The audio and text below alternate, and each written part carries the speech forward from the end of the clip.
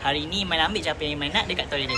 Yes, lalang. Yeay! Jom. First kali jangan lupa ambil shopping bag. So, you nak beli apa? Tak tahu lagi. Rambang mata.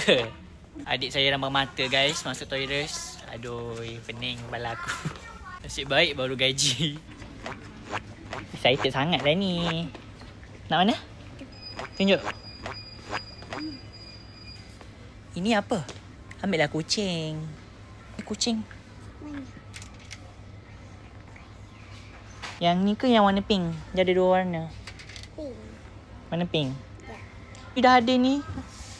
Kawan dia? Ya. Okey. Barang pertama nasib baik murah. Ni apa benda ni? Harga dia 130 guys. Dalamnya ada apa Iman? Ada. Awak bayar Awak bayar Siapa bayar? Alam. Juga. Nak kereta? Ya. Kereta apa guys? Kereta kontrol ke? Tak ada pun dia punya controller. Betul ke you nak ni? Ya. Okay lah, janji you happy. Ke main? Happy tak? Happy. Betul? Betul. Kalau nak Cinnamoroll boleh. Ni apa? Cinnamoroll.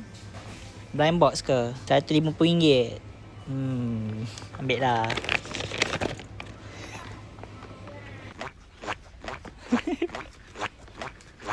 Ni Iman nak tak? Mana? Ni. Nak. Okay, ambil satu. Iman nak yang mana? Yang ni ke yang ni? Yang ni mermaid. Yang ni. Yang ni. Ya. Rasanya itu je lah kot Cukup Iman? Ya. Jom kita pergi bayar. Ada. So ni harga dia guys. Harga rasa nak dekat 500 tau. So bila dah dapat diskaun jadi 380 je. Dapat voucher guys. Thank you. Are you happy? Yes.